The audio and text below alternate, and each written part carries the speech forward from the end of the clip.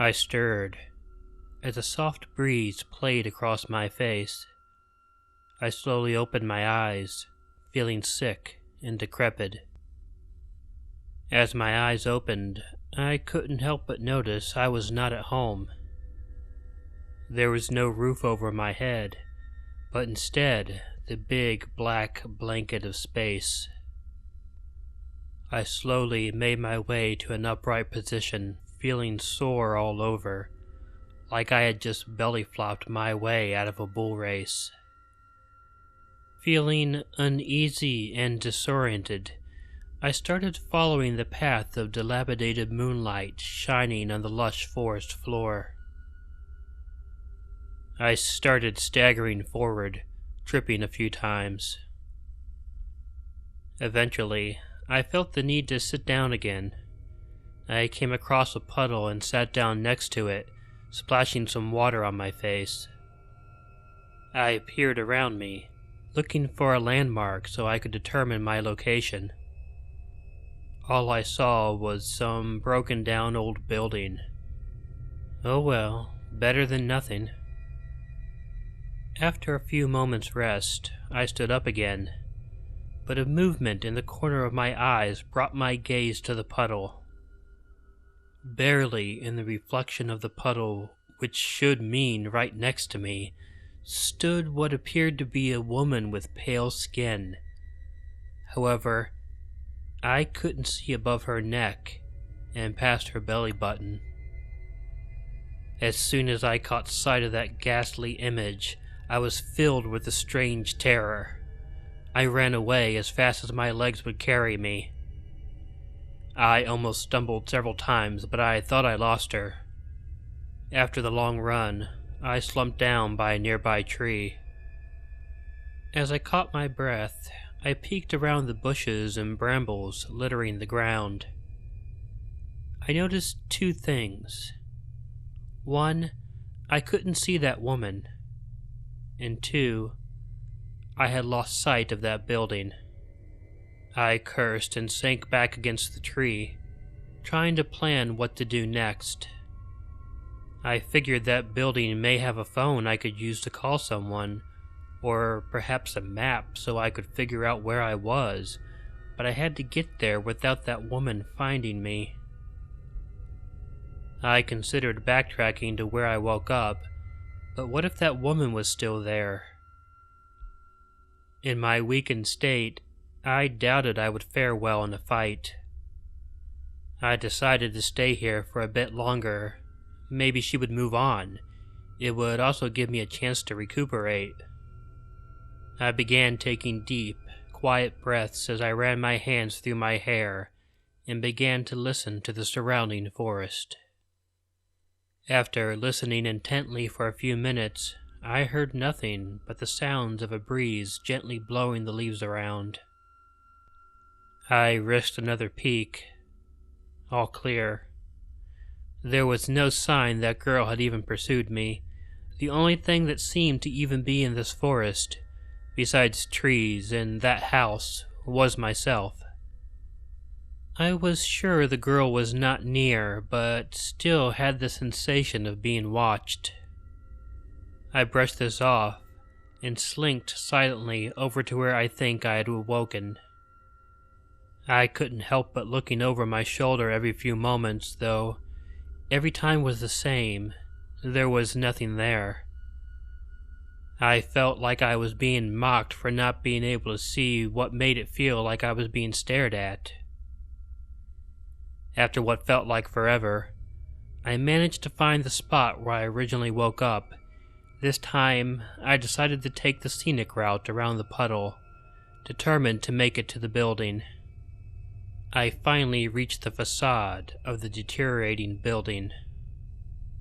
I swallowed my fear and walked closer, trying to comprehend the enormous feeling of doom that was arising in me. As I made my way to the front of the building, I tried to glance through the windows, but I soon noticed I couldn't see through them without jumping. I decided against that quickly, as I did not want to make more noise than needed in case the girl was close by. When I finally reached the front door, I twisted the doorknob, but to no avail. It wouldn't move. I pushed on the door a couple of times, listening carefully. It seemed as if the hinges were rusted to the point the door would just fall off when pushed with enough force. I stepped back to examine the house closer. There were vines growing everywhere, even poking through some of the broken windows. The stone was either broken or gone, it seemed, and there was not a grimy window that wasn't severely broken. The door was indented in several places, and one of the hinges was hanging off.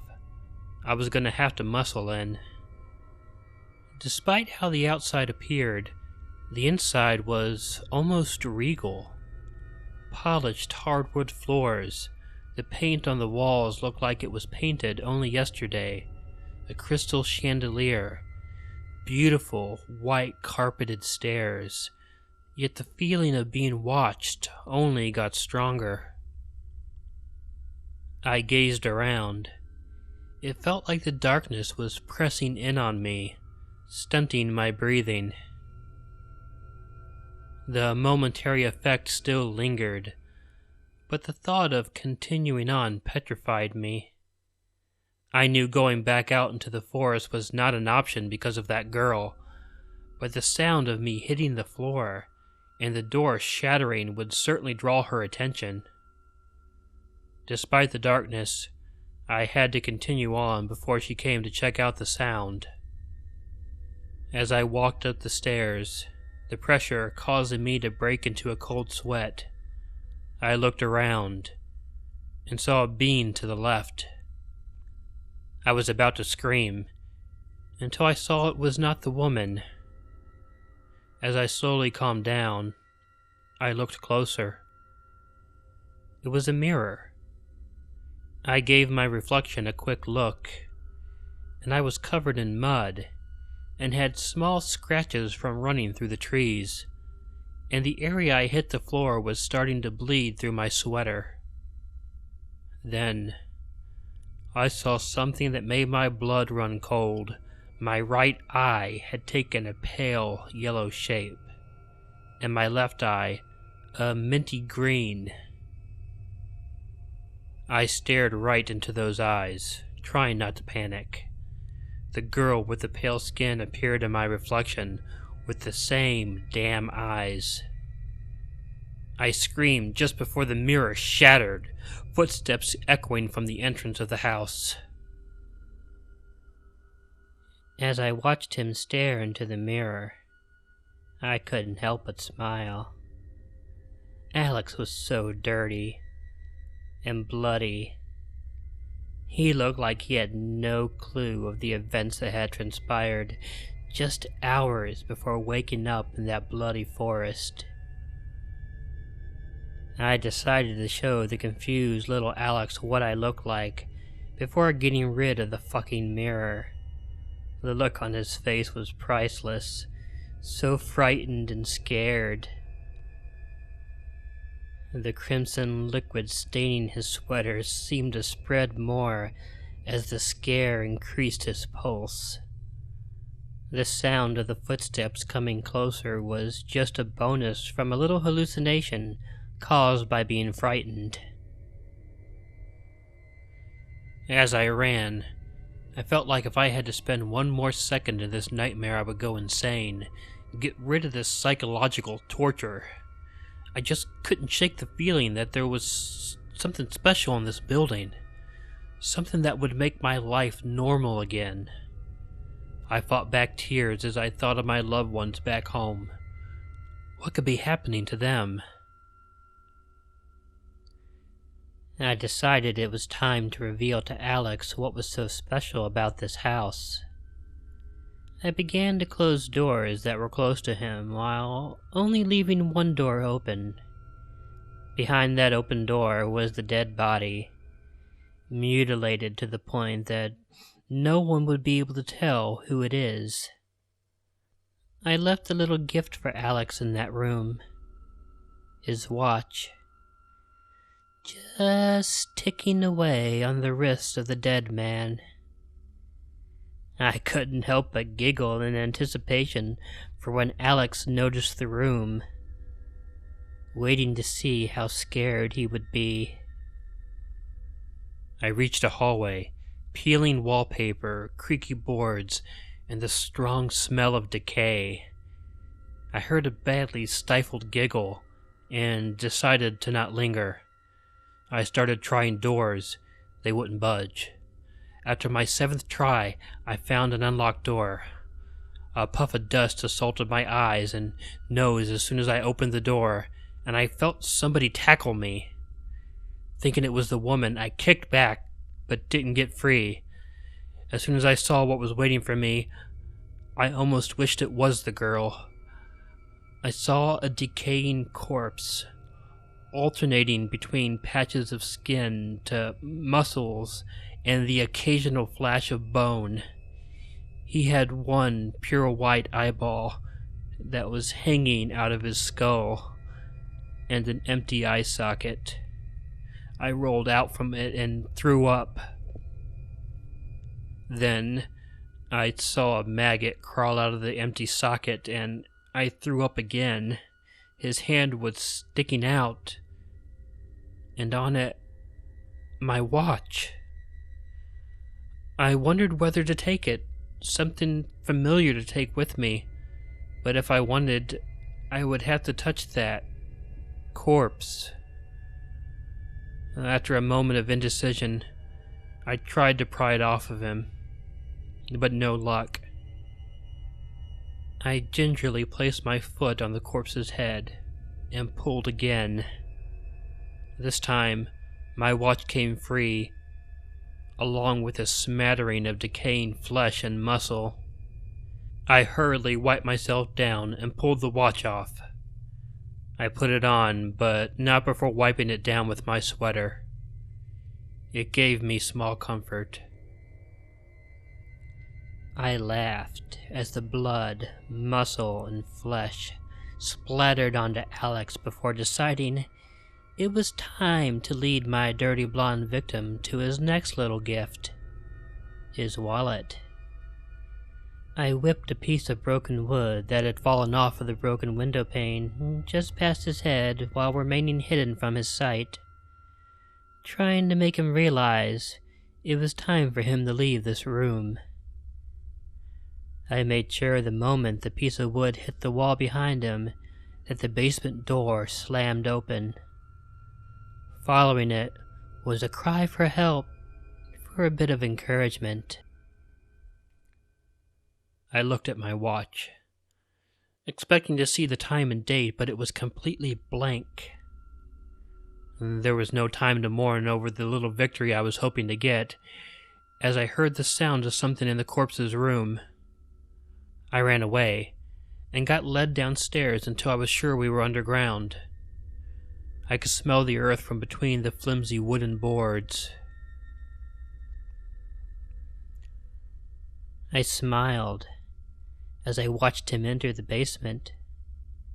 I slammed the door behind him and locked it from the outside so he couldn't leave until I opened it.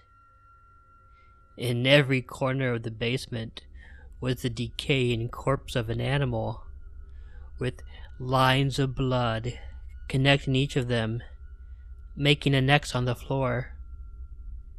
In the center of the X lay the body of a girl who was reported kidnapped a couple of days ago. I had left her there, like this, just for this occasion. Sticking out of the little girl's stomach was Alex's wallet, which I turned just enough so he could see his license.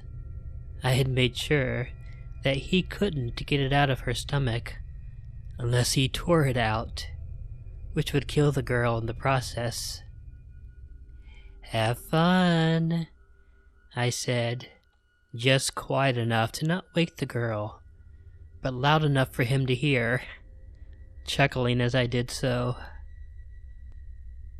I walked into the basement with my eyes closed tightly shut, not wanting to see any more corpses. I walked about 20 feet before bumping into something smelly and wet and furry. I opened my eyes instinctively, and what I saw there almost made me faint on the spot. Hanging from a noose was a golden retriever puppy, with its fur all matted and red with blood, its entrails spilling out of a gash vertically overseeing its whole underbelly. I looked to the left, as to not see that, and saw 3 more puppies hung. I fell to my knees and broke out in tears. I noticed that blood on the floor seemed to be all running towards one point, and there, beside me, was a little girl reported missing a few weeks ago. She was breathing faintly, and it looked like every inhale took all she got. Sticking out of her stomach was my wallet. I could see my driver's license. I had to make a choice: recover a piece of myself and sanity, or keep a little girl alive. She turned her head to face me. She gargled something out, probably a cry for help, but her throat was too badly damaged to make any coherent words. I brushed her cheek softly with my hand. I tried to hold back the tears, but they just came rushing out. The look in her eyes said she would beg me for help if she could, but she can't. And I couldn't take her with me. She was bound with thick rope. Even if I did manage to free her, she would slow us both up, and neither of us would be sure to get out alive. I tried to convince myself this was better for her. She was obviously suffering. I reached for my wallet, but the look in her eyes stopped me. She gurgled out something, and another stream of blood ran down her face. I closed my eyes and reached for it again, but couldn't do it. Finally, I steeled myself, grabbed it, and tore it out. The dying noises of that innocent girl would haunt my nightmares for the rest of my life. I immediately regretted it. Had I just killed a girl over a wallet? Now, she would have died anyways, I thought to myself, as I slipped the blood-stained wallet into my pocket, not sure if I would make it out sane or alive. I unlocked the door to the basement before dragging one of the hanging puppies up the stairs and into the kitchen. Alex's keys on the puppy's collar, making them jingle with each step the puppy is dragged up. I let him see me this time. Let him watch my black hair flow behind me as I dragged the mutt around. I knew he would want his keys, and I assumed he would want revenge for what he was just forced to do. All I needed was the right trap. The moment I reached the kitchen, I hung the puppy by the noose from one of the ceiling pictures, before using the dog's blood to scrawl a quick little message on the wall. I have one more thing of yours upstairs. Use the black key to open the door to get it back. The room with the lights on is the one you are looking for. With that, I ran upstairs and waited for him, unable to control my laughter. As I left the basement, I wondered who could be cruel enough to do something like this. The last moments of that little girl's life, the life I ended, kept playing in my mind. I wanted out. I looked up and saw the girl dragging one of the puppies across the floor at the end of the hallway. I hurried after her as quickly as I could anymore. I didn't care if I died. I just wanted revenge.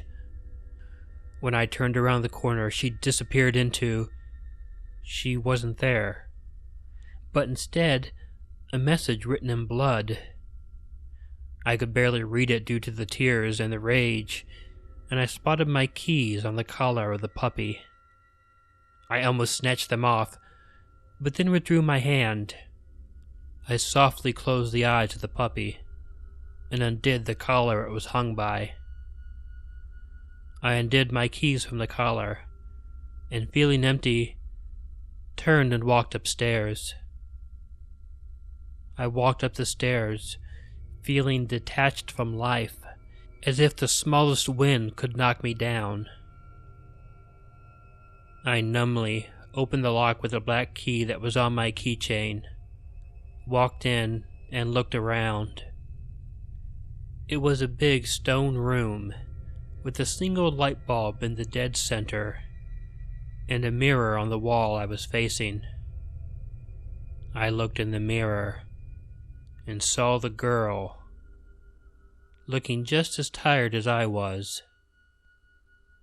I locked the door behind him, and smiled at him. "Hello, Alex. How are you tonight?" I uttered, trying to sound cheery. "What do you want? Haven't you tortured me enough already?" "I simply want to talk, and I don't know. Have you tortured yourself enough tonight, murderer?" She had hit me right where it hurt. "At least I haven't descended to your level," I spat. "Oh, you haven't? Shall we review what you have done tonight, then? You woke up in a forest. You came into this house. You tore off a corpse's hand to get your watch back. You ended a young girl's life to get back your wallet. And now, you are in here. That does not sound like you are a saint now, does it?" I taunted him. "She would have died anyways. I put her out of her misery." I spoke without conviction. "Oh, do you have a doctorate in medicine?" "No." "Then how can you be sure?" I spat in return. I shuffled uncomfortably. "She wouldn't be... Never mind that. You're the real scum here. You put all these people and animals in this... position." "Oh, did I? Alex, look at what you're speaking to. Say what you are speaking to out loud. I dare you," I said with a giggle. I paused. "You're just a psycho." "That may be, but you still haven't said it, Alex. What are you speaking to?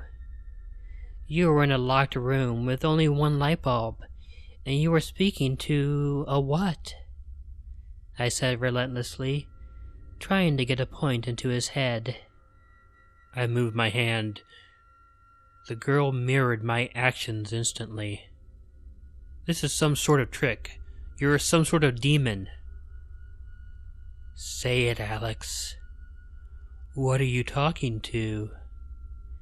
"That is all you need to do, and I will explain myself," I said, copying every action he did, speaking in his voice now.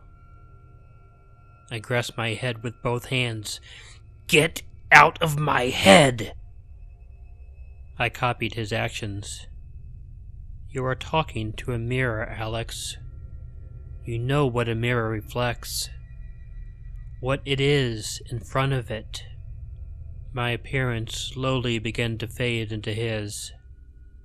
Same eyes. Same hair. Same everything.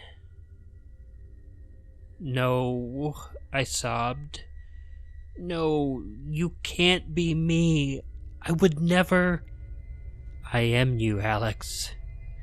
Everything that happened tonight was done by you, and for you. You did everything here. You kidnapped the girl. You murdered the now mutilated man. You hung the puppies. You scrawled the message in blood. You killed the girl. You hid all your belongings. The only thing you didn't do were the footsteps. Those were just hallucinations. I laughed. I fell to the ground, screaming and crying. This couldn't be true. It is true, Alex. I have no reason to lie to myself. We are a psychopath. And we are a murderer. You will never forget what happened here today. After this, you will always be haunted by the shadow inside yourself, I said, before unlocking the door for him, letting the wind from the missing front door swing it open. There was nothing else to do. I had to get rid of this beast inside of me before it kills again. I smashed the mirror and saw a way out. This is my salvation. This is my solution. Because of this decision, I will never make anybody hurt again. This is my last thought as I plummet toward the ground. I am finally free. Hey y'all, Killer Orange Cat here. If you like this video, please let me know by hitting the like button. If you're not already subscribed to Killer Orange Cat, please hit the button next to Big Orange in order to be informed of new content. Feel free to follow Ichigo and myself on Facebook and Twitter. Now, this is the first creepypasta I've done that I haven't written, and I wanted to explain why I chose this particular one. Although I did get permission from the authors, I didn't really talk to them about what the story meant, and I did that for a reason. See, on the surface, I think this story might seem like it's about someone with multiple personality disorder or possibly a sociopath. But honestly, I didn't see it that way. It doesn't explain why Alex was so scared of the girl when he first saw her. And it doesn't explain the baffling reason why he pulled the wallet out of the little girl. What I saw this story as was a very well-crafted allegory. I think it was symbolic of the struggle of someone who had just committed some terrible deeds and was trying to justify them in some way. This man acted in a terrible way. He kidnapped a girl and murdered her and a man, and he wasn't able to handle what he did. So he did his best to suppress those actions. The shadow was symbolic of the side of him he was trying to forget, and the house was symbolic of the part of his memory that he was trying to store those actions in. Remember how he was drawn to the house? Although he was trying to convince himself he hadn't done these terrible things, he couldn't escape the reality of what he did. His realization that he would never be able to repress those memories overwhelmed him at the end, and the guilt destroyed him. But the shadow led him to the house, where the memories were stored. Now, that is simply how I saw the story, and I have no idea if that was the intention of the authors or not. But a good piece of literature, I believe, is always open to interpretation, and I sincerely believe that this was a good piece of literature. I do hope you enjoyed this. I'm also hoping to have both my Waverly Hills video and a new true story compilation up over the weekend. But before then, don't forget to make sure to check in your closet and check under your bed, because you never know where a killer orange cat might be hiding. Good night.